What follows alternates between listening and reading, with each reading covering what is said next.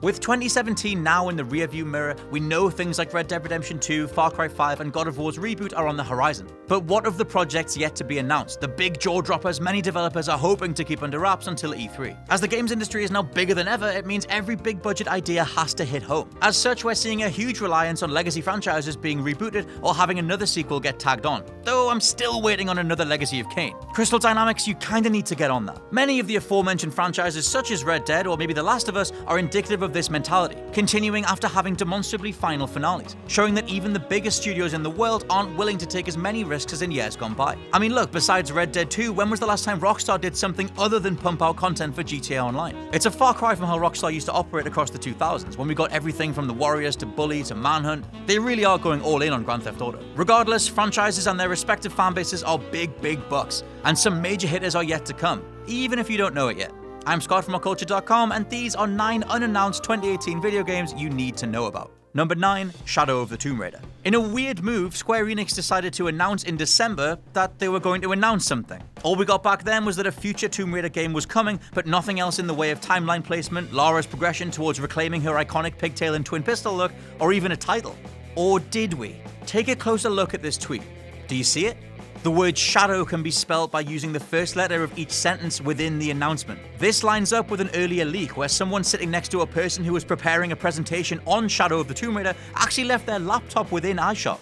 Even more tantalizing was Kotaku lending their voice to this crowd, stating that they've heard the sequel is in development by Eidos Montreal and not Crystal Dynamics, as the latter are busy heading up the Avengers game. Together we have one hell of an official nod towards something that was only being taken with a grain of salt initially. Lastly, factor in that the Tomb Raider movie releases on March 15th, so don't be surprised if that's when Square Enix decide to spill the beans. Number 8, Devil May Cry 5. As was once the case with Fallout 4 and the upcoming Spider-Man title on PS4, both were rumbled beforehand by appearing on people's CVs. The same has now happened for Devil May Cry 5, which not only showed up on voice actor Nils Hognestad's resume, but in November 2017, we got a full breakdown from someone who was posting on the Reset Era forums as to what DMC5 could be. From the aforementioned poster, we know the game has been in development for 2 years and is slated to debut a gameplay demo at E3 2018. We'll be reprising Dante, the version that we know and love, not the god-awful 2013 rebooted edition, alongside DMC4's Nero, as the story will apparently delve into Dante as a person, picking apart the Demon Hunter's various personality traits and hopefully gearing up for a climactic showdown against someone other than his brother.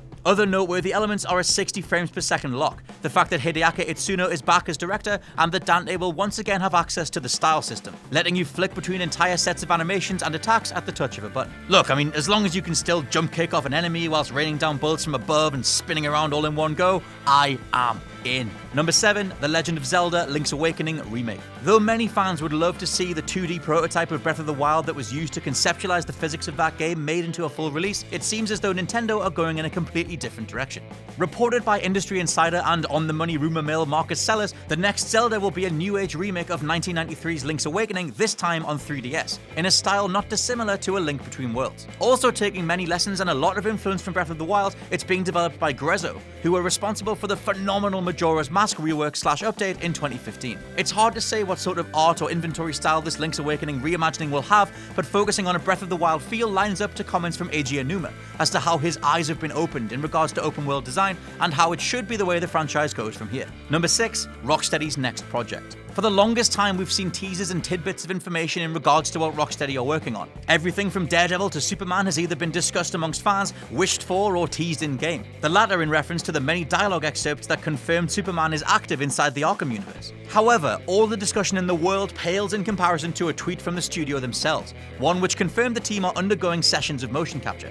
This means that cutscenes and animations are being rendered, and though we have no idea as to which game they'll be attached to, you have to imagine it'll be in a similar vein to the Arkham games, at least in terms of rhythmic third-person combat. I mean look, DC fans deserve something of a win for the last few years. They've been through enough. Number 5, LEGO Incredibles and LEGO DC Villains. Not one, but 2 LEGO games are scheduled to drop across 2018, yet neither have seen the light of a press announcement just yet. First up, The Incredibles 2. Likely penciled in to land alongside the movie in June, it will assumedly retell the events of both movies, like how Traveler's Tales tend to do with their Marvel movie tie-ins. Physical LEGO Incredibles figures are also planned, and as LEGO Dimensions is no more in regards to how how the devs were tackling bit-part licensing deals, it's over to full-price releases to fill the gaps. Secondly is the LEGO DC Villains game, potentially called LEGO DC Supervillains. Most likely this will be reusing the already rendered-in LEGO characters we've seen everywhere from LEGO Batman to LEGO Dimensions. There's no word on story just yet, but with Suicide Squad already out, LEGO Batman and LEGO movie sequels confirmed, and the various DCEU solo villain movies all planned out too,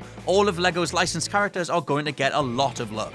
Number 4, Animal Crossing Switch. Okay, now this one's a slightly more off-kilter justification, but Nintendo are nothing if not surprising. To that end, all it took was one eagle-eyed fan to spot some Animal Crossing references in a new Splatoon 2 map to get fans excited. Coming down to the inclusion of various butterflies inside the Schellendorf Institute environment, they can be seen inside a glass case, yet this also matches up to the ones you can catch in Animal Crossing. I mean look, okay, I know, but Animal Crossing on Switch is such a good idea, and they're clearly going to do it anyway. Granted, it's not that much to go on, but also factor in that alongside apps Super Mario Run and Fire Emblem Heroes came Super Mario Odyssey and a Fire Emblem announcement for something coming later in 2018.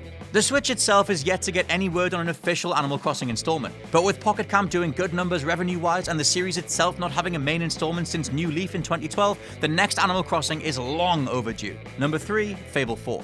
It's hard to know whether Fable means anything to the millions of aging teenagers that were born when its first installment dropped. To many others, it's simply another one of Peter Molyneux's most lied-about games, yet the brand still found its home on Xbox, and the first 2 titles are damn fine, expertly written and simply fun RPGs. Fable Legends, however, never got off the ground, being cancelled back in March 2016. It was dogged by Molyneux's departure. I mean look, say what you want about him, but as a creative and unique force, Molyneux's contributions are somewhat necessary to make Fable, Fable. Very little word has come since, until a chance leak proved Fable 4 was actually in development at the start of January, being headed up by a UK team. You can check our other video for more details on that. Molyneux is still out, but as Microsoft are dying without first-party IPs to call their own, Fable and Xbox go together better than most. Number 2, Titanfall 3. Back in November 2017, EA, despite already being in charge of publishing for the game, snapped up Respawn Studios to have a greater control over their output. As such, it confirmed that Titanfall 3 would definitely happen after Respawn's boss and various employees had repeatedly stated they were committed to doing another sequel. In the process, it confirmed that Titanfall 3 would definitely happen, as Respawn's boss and various employees had repeatedly stated that they were committed to doing another sequel.